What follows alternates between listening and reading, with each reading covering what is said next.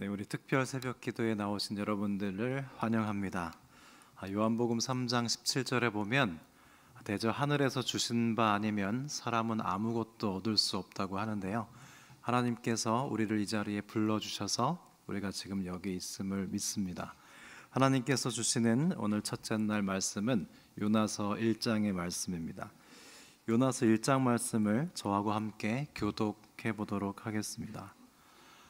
근데 불이 꺼져 있어서 잘 안 보이실 것 같아서 제가 다 읽어드리겠습니다. 제가 봉독해드리겠습니다. 여호와의 말씀이 아미떼의 아들 요나에게 임하니라. 이르시되 너는 일어나 저 큰 성읍 니느웨로 가서 그것을 향하여 외치라.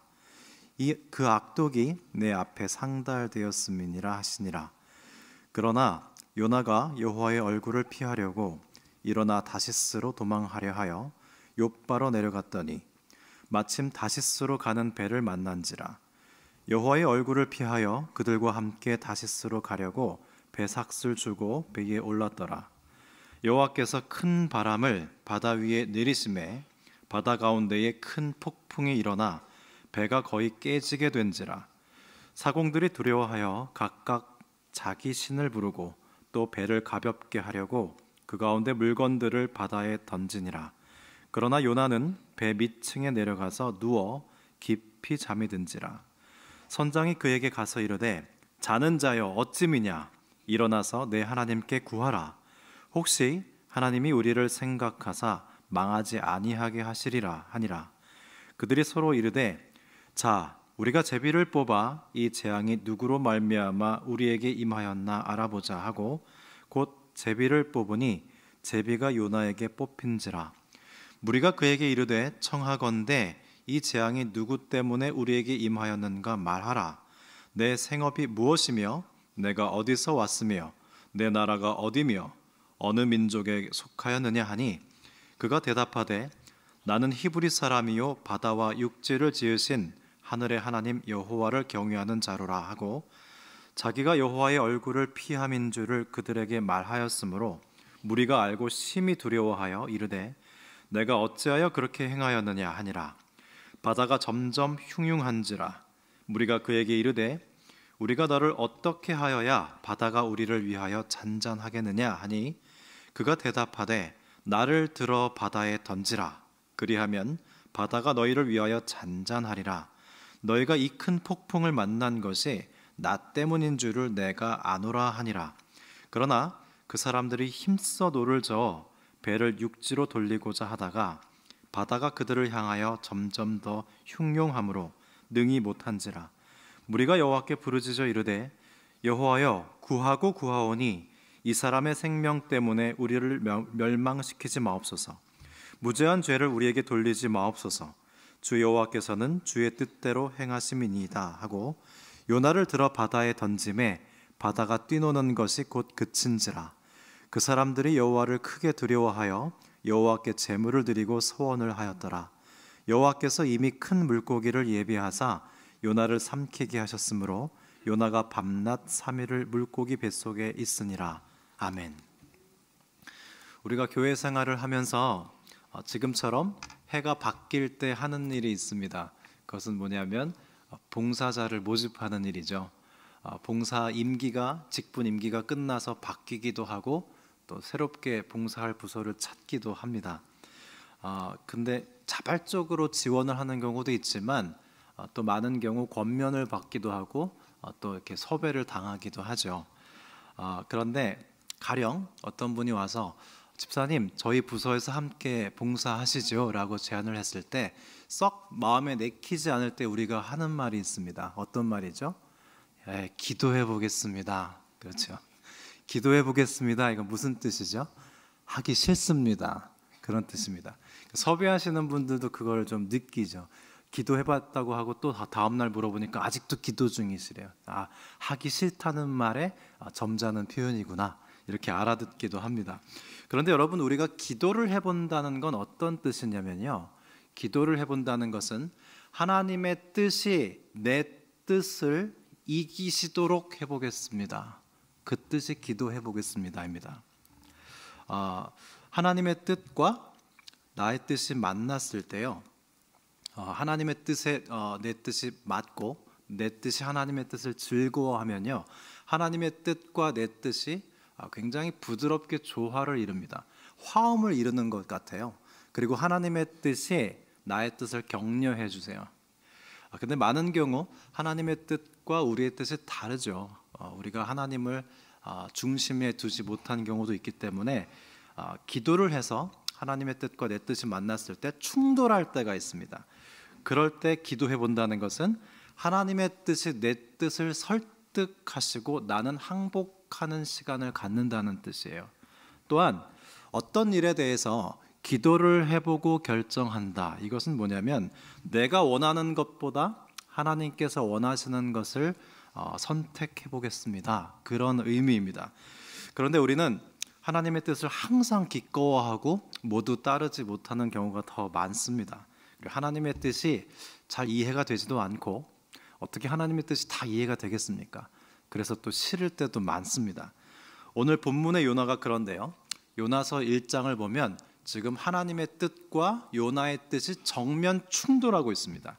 하나님의 뜻은 아수르의 수도인 니느웨를 구원하시는 것이 하나님의 뜻이에요. 반면 요나의 뜻은 니느웨가 구원받지 않는 것이 요나의 뜻입니다. 2절 말씀에 보면 하나님께서 니느웨의 악독이 내 앞에 상달되었다, 이렇게 요나에게 말씀하세요. 그 뜻은 뭐냐면 내가 니느웨에 필요한 것을 공급하고 싶구나, 이런 뜻이에요. 니느웨의 악독이 달했어요. 어떤 공급이 필요하겠어요? 이 성읍을 죄로부터 구원해야겠다, 그런 의미입니다. 여러분, 이래봬도 요나가 선지자입니다. 그러니까 하나님께서 요나에게 세 가지를 말씀하세요. 너는 일어나 그곳에 가서 외치라 그러세요. 근데 요나가 이래봬도 선지자이기 때문에 알아차렸습니다. 하나님이 지금 저 성읍을 구원하시려는 거구나. 그렇게 알아차리고 어떻게 하죠? 요나는 니느웨를 구원하시려는 하나님의 뜻이 너무나 싫었습니다. 그래서 그는 일어나 그곳에 가서 외치지 않고 일어나서 반대 방향으로 도망갑니다. 니느웨를 구원하시려는 하나님의 뜻이 얼마나 싫었든지 여러분, 요나의 행동을 통해서 요나의 뜻을 볼 수 있어요. 그는 니느웨로 가는 정반대의 다시스를 향해 갑니다. 다시스는 오늘날의 스페인이에요. 근데 니느웨까지는 800km예요. 근데 다시스까지는 3200km입니다. 그러니까 요나는 지금 하나님의 뜻에 정반대로 갈 뿐만 아니라 2배 이상이 아니라 4배 이상 멀리 가는 거예요. 그것도 뱃삭도 4배 이상 비싸게 치르면서 그렇게 반대로 가고 있습니다. 그러니까 이 요나가 하나님의 뜻이 얼마나 싫었는지 지금 읽어볼 수 있는 거죠. 요나는 하나님의 뜻이 왜 그렇게 싫었을까요? 그것도 그럴 것이 아수르는 요나의 고국인 북이스라엘의 철천지 원수였습니다. 요나는 어려서부터 아수르 군대가 쳐들어와서 이스라엘 백성들이 잔인하게 살육당하는 모습을 수도 없이 보면서 자라난 사람이에요. 그래서 그 어린 마음에도 우리 이스라엘이 강성해지면 저 아수르를 정말 진멸하고 싶다는 마음이 항상 마음속에서 자라고 있던 사람입니다. 더구나 이런 기도를 안 했겠습니까? 하나님, 여호와 하나님, 저 아수르를 멸망시켜 주십시오. 아마 이런 기도를 수도 없이 했을 겁니다. 그런데요, 하나님께서 아수르를 구원하시겠다니요. 말도 안 되는 일이죠. 그래서 하나님의 뜻에 등을 돌리고 두말할 것도 없이 정반대로 4배 이상의 거리를 묵묵히 향하고 있습니다. 저는 성도분들의 기도를 좀 지도하는 경험을 좀 많이 했는데요, 의외로요, 성도 여러분들이 하나님께 도망다니는 모습을 좀 많이 목격했습니다. 저도 그랬고요. 어떤 권사님께서 기도를 이렇게 하셨어요. 기도를 좀 잘 하실 수 있도록 도와드리는데 남편과 화해를 위해서 기도를 하시게 됐습니다. 남편과 좀 크게 다투셨을 상황이었는데 남편을 사랑하기 때문에 남편과는 화해를 하고 싶어서 기도를 하면서 하나님께 나아갔습니다. 그런데 하나님께서요, 뜻밖의 기도를 인도하셨어요. 여러분, 기도를 하시면 알겠지만 기도가 내 계획대로 되지 않아요. 기도를 하다 보면 하나님께서 개입하셔서 전혀 다른 기도를 하고 기도가 끝마쳐지는 경우도 있거든요. 이 권사님의 경우 남편과의 화해를 위해서 기도하다가 하나님께서 시어머님과의 화해를 위해서 기도하기를 요청하신다는 걸 알았습니다. 근데 이분이 남편과는 화해를 하고 싶지만 시어머니와는 화해를 하고 싶지 않았어요. 그래서 기도 중에 하나님께서 시어머니와의 화해에 대해서 기도시키는 것을 계속 거부했습니다. 계속 거절했어요. 피해서 도망다녔어요. 그런데 점점 기도 속에서 하나님의 임재가 사라지는 겁니다. 하나님의 부재가 막 찾아오기 시작했어요. 그리고 기도하면서 저한테 상담을 하셨습니다. 하나님이 저를 안 만나 주시기 시작하셨대요. 그래서 왜 그런가? 그리고 기도를 이렇게 같이 들여다봤더니 하나님이 안 만나 주신 게 아니라 이 권사님께서 시어머니와의 화해를 요청하시는 하나님을 계속 거절하는 거예요. 피하고 도망간 거예요. 그러니까 하나님이 거절하신 게 아니라 내가 거절한 거더라고요. 그거를 보고 직면을 하면서 다시 하나님이 좀 만나지게 되셨습니다. 또 어떤 자매는 좋아하는, 사랑하는 남자가 생겼어요. 근데 교회를 다니지 않아요. 하나님도 믿지 않고 교회를 아주 싫어하는 남자예요. 근데 이 자매는 되게 독실을 하고 믿는 남자랑 만나기 원했는데 믿지 않는 남자를 사랑하게 된 겁니다. 근데 이 자매가 어떻게 했는지 아십니까? 하나님께서 믿지 않는 남자랑 결혼하는 걸 싫어하시겠지? 하고 남자를 포기한 게 아니고 하나님을 포기했어요. 네. 이 남자랑 너무나 결혼을 하고 싶어요. 너무 사랑하게 됐기 때문에 하나님이 말려도 하고 싶어요. 근데 하나님이 그렇게 비인격적이지는 않으시거든요. 근데 자기 지레짐작으로 하나님은 이 결혼을 기뻐하시지 않을 거야 하고 하나님을 멀리했어요. 예배를 좀 빠지더니 둘이 같이 놀러 가고 하나님을 멀리하면서 이 남자를 선택하더라고요. 그런 모습을 보면서 우리가 참 하나님과 관계 맺는 방법이 참 미숙하다, 좀 유치하다 그런 생각을 했습니다. 여러분, 하나님이 참 인격적이세요. 우리를 굉장히 젠틀하게 다루시거든요. 그래서 저 시어머니하고 화해하고 싶지 않습니다. 저 이 남자 믿지 않지만 사랑해서 결혼하고 싶습니다 했을 때 하나님께서 그것을 만류하시지 않으십니다. 영국의 칼 바르트라고 하는 P.T. 포사이스라는 분이 그 하나님의 뜻에 대해서 이렇게 얘기했어요. 하나님의 뜻은 두 가지가 있다. 하나님의 낮은 뜻이 있고 하나님의 높은 뜻이 있다 그랬어요. 대부분 우리는 하나님의 낮은 뜻에서 출발한대요. 근데 하나님께서 그 낮은 뜻에 내버려 두시지 않고 하나님의 높은 뜻으로 끌어올리고 인도해 나가신다는 겁니다. 여러분, 요나서를 보면 되게 재밌어요. 요나는 자꾸 밑으로 내려가려고 그래요. 배 밑으로 내려가서 잠을 자고 큰 물고기에 삼켜져서 바다 밑으로 내려가요. 근데 하나님은 요나를 자꾸 끌어올리세요. 배 위로 끌어올리시고 육지 위로 끌어올리시거든요. 이게 다 상징적인 의미인데 하나님께서 우리가 낮은 뜻에서 머문다고 하셔서 우리를 포기하시지 않습니다. 점점 당신의 높은 뜻으로 우리를 인도하시거든요. 근데 우리는 하나님이 나하고 안 맞는다고 하면 하나님께 그냥 거리를 둬버려요. 그리고 하나님을 피해요. 그리고 하나님을 뒤로 하고 도망가 버립니다. 이 요나가 바로 우리예요, 여러분. 그래서 요나를 요놈의 나라고 하기도 하고요, 요 못된 나라고 하기도 합니다. 그래서 여러분, 사실 우리는 겉모습은 사명자잖아요. 이래봬도 새벽기도 나왔잖아요. 겉모습은 사명자인데요, 자세히 속을 들여다보면 사실은 도망자예요. 뭔가 도망가고 있어요. 우리 이 성경 말씀은요, 도망자들의 이야기입니다. 숱한 도망자들이 하나님의 사명자가 된 이야기가 바로 성경이에요. 그러면 우리는 왜 그렇게 하나님의 뜻으로부터 도망다니고 싶어 할까요? 우리가 그렇게 생겨 먹었기 때문입니다. 무슨 말이냐면 신학적 인간학에서는 이렇게 얘기해요. 우리 인간의 자아는 세 가지로 이렇게 돼 있대요. 인간의 자아에 대해서 여러 가지 설명이 있지만 이런 정의가 있습니다. 우리 자아는 세 가지 자아로 구성되어 있어요. 하나는 일반 자아, 하나는 육적 자아, 또 하나는 영적 자아입니다. 일반 자아는 뭐냐면, 일반 자아는 이런 속성을 가지고 있어요. 나를 보존하고 보호하고 싶어하는 속성이 있습니다. 그래서 누군가 나에게 욕을 하거나 나를 해치려고 하면 나를 보호합니다. 이건 너무나 자연스러운 거죠. 그런데 문제는 이 일반 자아가 하나님께로부터 위협을 느끼면 하나님께로부터도 나를 보호해요. 네, 일반 자아의 속성이에요. 지금 요나가 하나님께 위협을 느꼈거든요. 지금 선지자예요. 나중에 이 니느웨가, 이 아수르가 북이스라엘을 멸망시켜요. 요나가 맞아요. 사실은 아수르가 멸망하지 않으면 아수르가 북이스라엘을 멸망시킨다니까요. 지금 하나님께 순종했다가는 하나님께 위협을 당하게 됐어요. 날 보호해야 되잖아요. 그래서 그 일반자의 속성 때문에 요나가 하나님의 뜻으로부터 나를 보호한 거예요. 여러분 우리도 마찬가지입니다. 또 하나는 육적 자인데요. 육적 자는 좀 약간 정욕적인 자예요. 그래서 두 가지 성향을 보이는데 하나는 자기 교만, 하나는 자기 비하. 이 두 가지 속성을 지니고 있어서 막 성공하고 잘 되고 칭찬받으면 되게 교만해져요. 그리고 실패하고 누가 뭐라 그러면 아주 의기소침해져요. 때로는 직분이나 어떤 봉사도 내 자아를 확대시키기 위해서 하기도 합니다. 이게 육적인 자예요.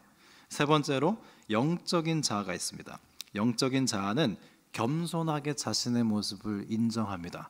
부드럽지만 강인해요. 그래서 여러분 순교자들이요 아주 부드러운 분들이에요. 근데 순교자들이 어떻게 그렇게 순교할 만큼 강한지 아세요?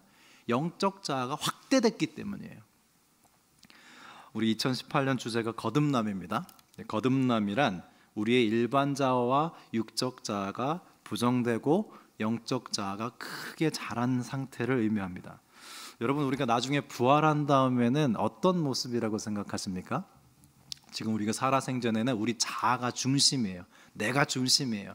그래서 항상 표현이나 사고가 이래요. 내 아내, 내 남편, 내 친구, 내 하나님, 내 소유, 내가 중심이에요.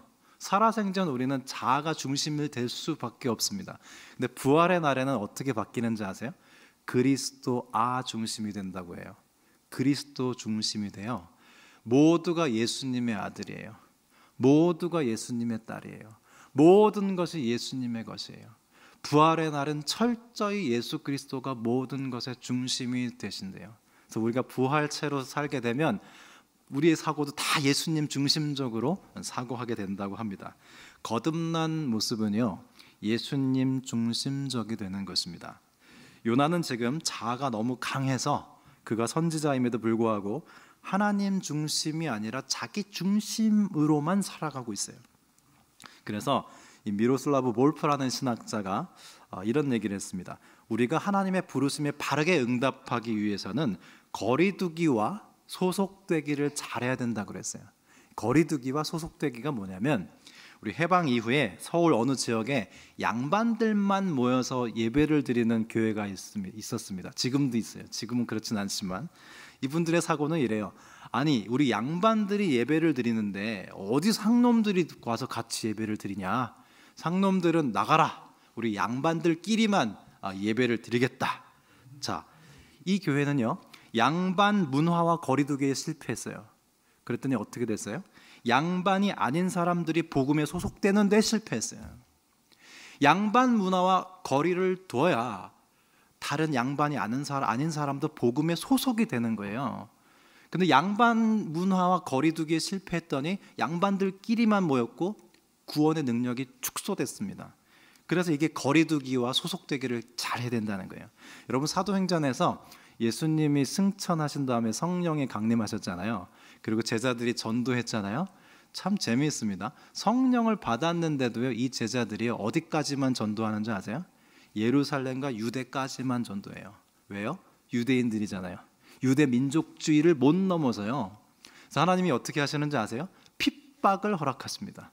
핍박을 허락하셔서요 스데반이 순교당하고요 야고보가 순교당했어요. 그제서야 유대 민족주의와 거리두기가 시작됐어요. 유대 민족주의와 거리가 두니까 이 사도들이 이방인들에게 전도가 됐어요. 그래서 이방인들이 구원의 복음에 소속되기 시작했습니다. 그래서 거리두기와 소속되기를 할 때 우리가 사명자가 될 수 있는데 지금 이 요나는 거리두기에 실패했어요. 유대 민족주의 속에서 갇혀서 다른 이방 민족 니느웨가 구원받으면 안 된다는 거예요. 이 민족적 감정을 넘어서지 못하자 니느웨를 하나님의 구원에 소속되지 못하게 합니다. 한번 생각해 보실까요? 나는 어떤 거리두기에 실패하고 있을까? 우리 교회는 어떤 거리두기에 실패하고 있을까? 아니 우리 교회는 어떤 거리두기를 잘한 결과 더 많은 사람들을 구원의 역사에 소속되게 하고 있는가? 이 거리두기와 소속되기를 잘 할 때 우리는 사명을 잘 감당할 수 있다고 할 수 있습니다. 이 요나서의 역설이 있는데요. 요나서의 역설은 이방인들이 더 신앙적이에요. 요나는 회개하지 않아요. 니느웨가 회개해요. 요나는 기도하지 않아요. 선원들이 선상 기도회를 열어요. 이 이방인들의 모습이 더 아름다워요. 요나는 참 추합니다. 이게 요나서의 역설이에요. 그게 웅변해지는 메시지가 있습니다. 요나가 불순종하자 하나님께서 큰 바람을 바다에 던지세요. 폭풍이 일어납니다. 배가 거의 침몰할 위기가 처하자 사공들이 기도하는데 요나는 배 밑에서 잠을 자고 있습니다. 6절입니다. 선장이 그에게 가서 이르되 자는 자여 어찌미냐 일어나서 내 하나님께 구하라. 혹시 하나님이 우리를 생각하사 망하지 않게 하시리라. 여러분, 이 선장의 말은 오늘날 세상이 잠들어 있는 교회를 향해서 하는 말이 아닐까요? 자는 교회들이여 어찌미냐 일어나서 하나님께 구하라. 하나님이 우리를 생각하사 망하지 않게 하시리라. 이 위험이 극에 달하자 선원들은 제비를 뽑아서 재앙의 원인을 색출해냅니다. 요나가 바로 이 재앙의 원인이라는 걸 알았어요. 그러자 요나가 이렇게 얘기합니다. 아주 태평하게 얘기해요. 태연하게 얘기하는데 이 풍랑의 원인은 나이기 때문에 나를 바다에 던져라. 그러면 너희는 안전하리라. 못된 사람이에요. 왜 선원들이 살인을 저지르게 해요? 나를 던지래요. 자기가 그냥 들어가면 되는데. 그래도 이 선원들이요 아주 착합니다. 요나를 바다에 던지려고 하지 않아요. 요나는요 이 폭풍우 때문에 선원들이 죽게 된 것에 대해서 선원들의 생명을 귀히 여기지 않아요. 그런데 선원들은요 요나를 바다에 던지면 자기들이 산다는 말을 들었어도 요나를 살리려고 합니다. 요나의 생명을 보존시키려고 애를 써요. 여러분, 이러한 사공들의 모습을 통해서 하나님께서 말씀하시려는 것이 무엇입니까? 야, 이 사공들의 아름다운 모습들을 좀 봐라. 이 사공들이 더 양심적이지 않으냐? 내가 이런 사공들도 구원하고 싶지 않겠냐? 그 말씀을 하시는 거예요. 나의 구원의 복음은 이스라엘 민족주의에 제한받을 수 없다. 나의 구원은 만민을 위한 복음이다. 이 이방인들의 모습을 통해서 하나님께서 그렇게 웅변하고 계신 거예요. 저는 이 요나서 1장을 읽으면서 참 힘든 대목이 있었습니다. 선원들이 그 요나가 재앙의 원인임을 밝혀냈잖아요. 그리고 넌 누구냐? 넌 어디서 왔냐? 왜 네가 이렇게 돼서 재앙이 발생했냐라고 했을 때 요나가 9절 말씀에 굉장히 멋들어지게 자기 얘기를 해요. 이렇게 얘기합니다. 9절입니다. 그가 대답하되 나는 히브리 사람이요 바다와 육지를 지으신 하나님 하늘의 하나님 여호와를 경외하는 자로라.